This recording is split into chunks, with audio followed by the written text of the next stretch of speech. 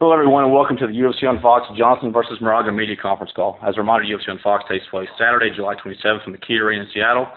It's live on Fox at 8 p.m. Eastern, 5 p.m. Pacific, with the FX prelims beginning at 5 p.m. Eastern and 2 p.m. Pacific. Today on the call, we're joined by current UFC flyweight champ Demetrious Mighty Mouse Johnson, as well as title contender John Moraga prior to their main event bout.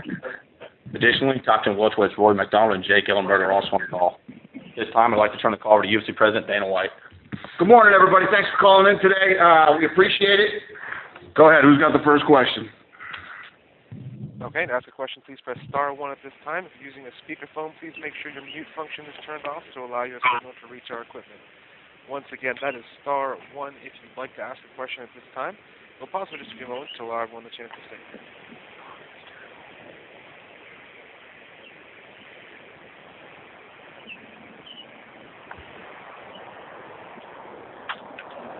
And again, that is star 1 on your touchtone telephone. If you'd like to ask a question, please make sure your mute function is turned off to allow your signal to reach our equipment.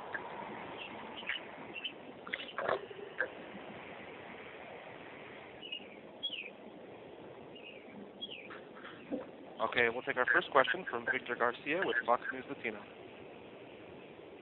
Question for John Moraga real quick here. Mighty Mouse has headlines, some big pay-per-views, or actually some big cards that have been on national television. You've been on the undercard a couple times. This is probably your biggest fight, going to be your biggest payday. Does that pressure get to you at all? No. Now, that's pretty simple. What goes through your mind as you prepare for this big matchup for the title? I think I win. All right. That's all right. I got it. Okay. Next, we'll go to Heidi Fang with MMA Fight Corner.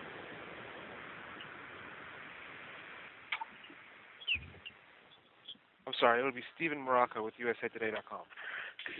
Hey, Dan, I just got a quick one for you. Do you think there's ever going to be a day where we're going to see a flyweight matchup headline at the pay-per-view? Yeah, absolutely. What we have to do is, like the gentleman before you said, Mighty Mouse has been on a lot of big cards. Again, he's going to fight on Fox again. And, we're in the building phase of that division. So the answer to that is yes. How do you feel about it so far? Do you feel like you need to add more talent, or do you feel like it's where it needs to be? Oh, it's been great. I love the last fight. Last fight was awesome. Okay. That's about all I got for now. Actually, if I could, for Jake, Rory gave an interview to me a couple days ago in which he talked about some of the things you've been saying on Twitter. I'm wondering if you could tell us where all that came from, like why you decided to go at him on Twitter. What was the question?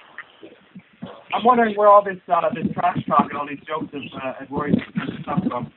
Was it because of the cancellation at 158, Rory's injury that led the Hendricks fight to be canceled, or was it something else?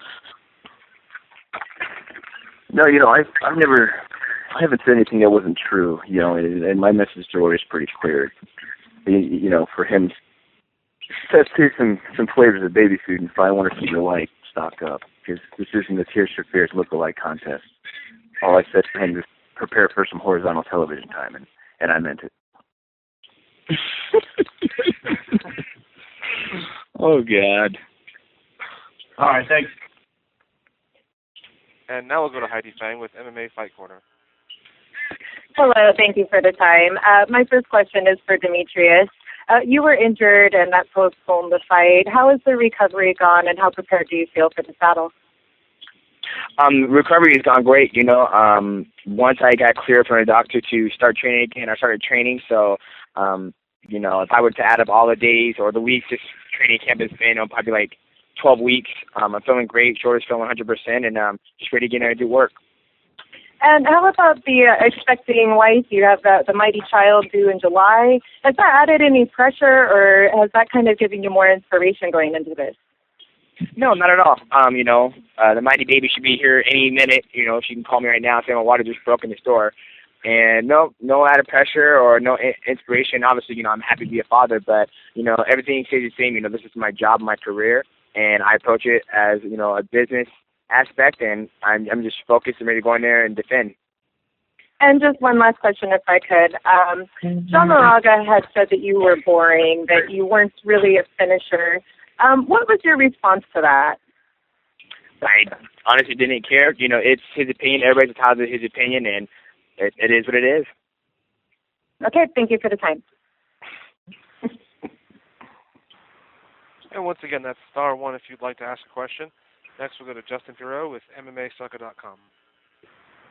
Hi, my question's for Rory MacDonald.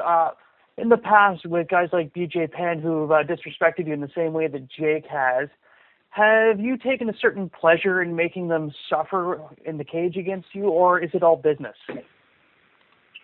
I don't really care. It doesn't really bother me either way. I don't care about the disrespecting or whatever. I just get in there and fight my fight, and yeah, if they suffer, they suffer. No, I don't really care. They're nice or they're an asshole. All right, thank you very much. Okay, next we'll go to AJ Perez with Fox Sports. This is for Dana. Obviously, the flyweight division's pretty action-packed. DJ's had some great fights.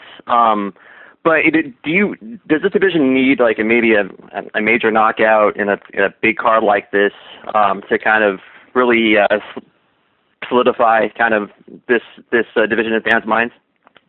I don't know. I mean, that's a fair question. I mean, I think that if you look, Ben Henderson has had fights that have gone to decisions.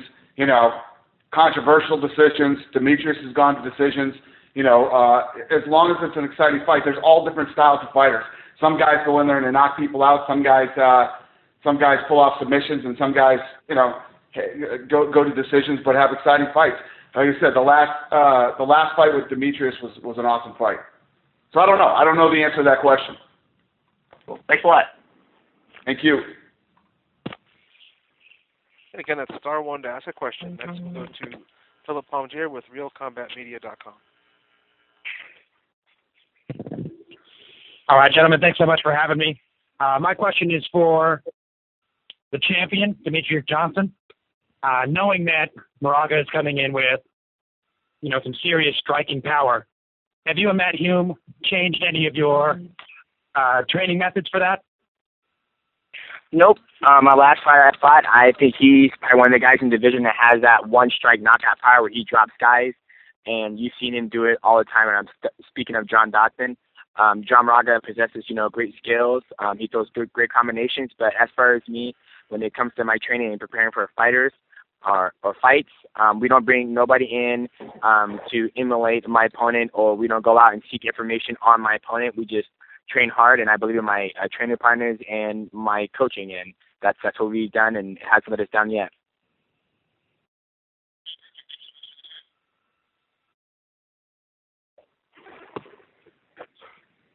Okay, we'll next go to Dave Diebert with Post Media News. Thanks for the time. Dana, wondering where Robbie Lawler stands, in your eyes right now. Back against Koscheck earlier this year, first time in many years. Great performance. Where does he sit in your eyes right now? Yeah, I agree. No, it's huge beating Koscheck, and I don't know. I mean, we got to get Robbie busier. We got to keep Robbie fighting, and who knows? Maybe he gets close to a title shot.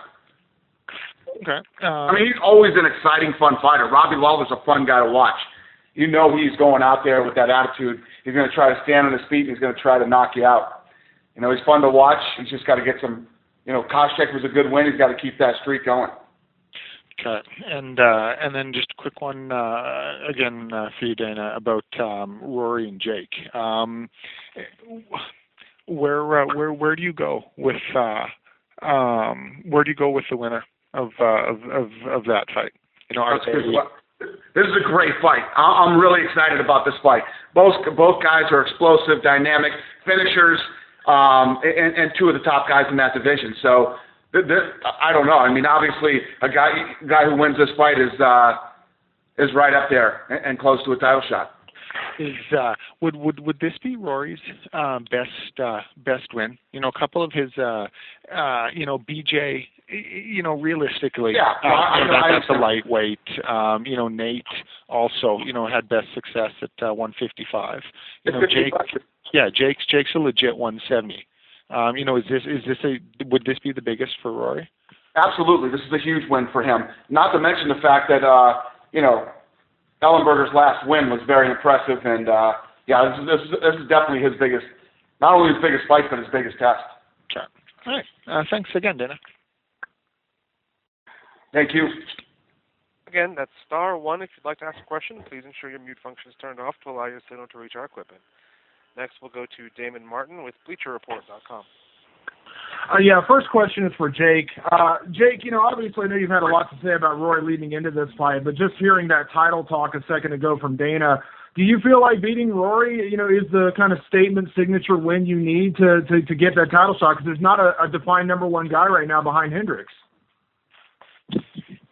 You know, that's obviously the goal at the end of the day, but, you know, I'm going out there to perform and to win. I mean, it doesn't matter what, you know, Rory doesn't have a choice where this fight goes. This fight goes where I want it to go. And I'm just, I've shown that in the past fight. So, you know, I'm excited. He's showed he has potential, but he has not faced anybody like me. So I'm stoked to get in there. When you say the things you said about Rory, do you think that it's just too early for him in terms of, you know, top 10, the attention he's getting, and maybe that's part of the reason why you've been so upfront, you know, kind of going after him, or are you just kind of having fun and you know, kind of, you know, tagging him a few times here? What are you talking about specifically? Well, you know, I mean, basically, you know, in terms of the attention he's gotten, you know, leading into the fight, being in the top 10, you know, ratings, I think in the rankings, I think he's actually one spot ahead of you, if I'm not mistaken, on the UFC rankings. I mean, did any of that precipitate some of the talk leading into this fight, or is it just good-natured fun? Damon, I'm an evidence-based abuser. I didn't make him make this stupid decision to fight me. I'm just gonna make him look stupid when I destroy him. Awesome. Thanks, guys. And next we'll go to Jeffrey Harris with 401mania.com MMA. Thank you for having us today. First question is for Rory MacDonald. This win could put you like right on the cusp of the title shot. So have you given any thought with George St-Pierre as the champion? You have to give any thought to moving up to middleweight now and possibly pursuing the title at middleweight, and is that an option for you? Yeah, I'm just gonna focus on this fight for now. You know, I've just my whole career has just kind of been going with the flow. You know, everything changes after each fight, so I'll see where I am after this fight, and you know, it's just the options from there. But I don't know, nothing to go to the question. Okay. And for John Moraga, what has been the thing you've been focusing on the most to challenge a guy like Demetrious Johnson, who's proven to be so tough? He's very hard to finish, and not only that, he's probably one of the fastest fighters out there. So what do you think about that? Well, probably the thing that I've been working on most is cardio, you know, making sure I'm able to go hard for all 5 rounds. You know, that's what I think he's shown is his best fighting ability or whatever, that, you know, he tires people out. So that's not going to happen on the fight. And for Demetrious, what do you think of John Moraga's run in the UFC so far, and, you know, some of his impressive wins at flyweight, and how he's I think he's finished all of his fights in the UFC so far? Yeah, it's good. You know, he has an impressive, 2-fight win streak. You know, he finished Ulysses Gomez, and he also finished, Chris Carsu. So I think, he's running UFC so far. It's great. Thank you very much, everyone.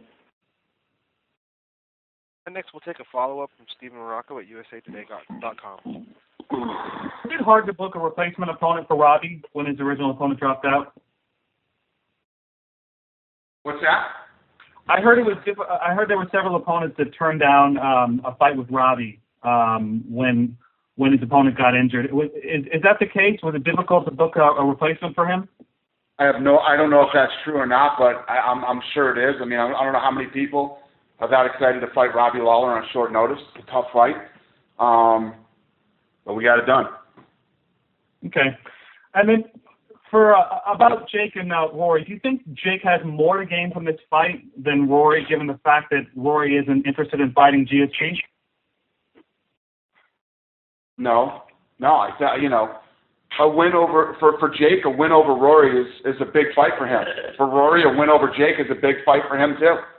You know, as you continue to fight the best in the world, you're building your resume and climbing up the ladder and getting that experience. There's a lot more that goes into fighting another guy who's one of the best in the world than just getting your way to GSP. And I don't think that Rory ever said he wouldn't fight GSP. Rory said he doesn't want to talk about fighting GSP. I don't think he's ever said he won't fight GSP. He just, when that day comes, when he gets to that place where it's time for GSP versus Rory MacDonald, I'm sure that's when Rory MacDonald will want to talk about fighting GSP. Okay, thanks very much. Yep. And one more time, that's *1 if you'd like to ask a question at this time. Next, we'll go to Ryan McNeil with FightGeeks.com. Hey, guys. How's it going? My question is for Demetrious Johnson. Your opponent throws a lot of punches, over 4 per minute. He also has a great takedown accuracy. Also, as a relative newcomer to the UFC, his average fight is less than 7.5 minutes. What are some of the challenges that you've had or you might have in scouting him as a fighter and preparing for the fight? No problems at all. Typically, when I get ready for a fight, I don't focus on, what he does well or how people have beat him or whatever. I just focus on my overall game and becoming the best mixed martial artist. That way, whoever I fight on, July 27th, then it doesn't matter. I just go out there performing at my best. All right, thanks, man.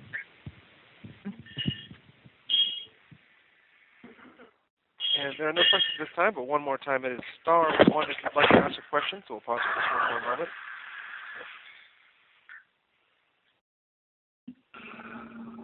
Okay. No more questions? We have a follow-up from Justin Perot at MMAWeekly.com. Hi, yes, this question's for Dana. With the talk of getting rid of the night bonuses, would it be possible to break the show money, the win money, and then possibly adding a finish money into the contract? Or breaking it up into 3 variables instead of 2? At the last press conference, I talked to the press. I told them we're not doing away with the fight of the night bonuses. After I had said that, we had a lot of feedback from fighters, and fighters want the finish bonuses. They want the finish bonuses, and fighters want the discretionary bonuses to stay the same. So, preach. That's that. All right. Thank you very much. All right. Thank you guys so much. Thanks for calling in. Thanks for your time today. We appreciate it. With you.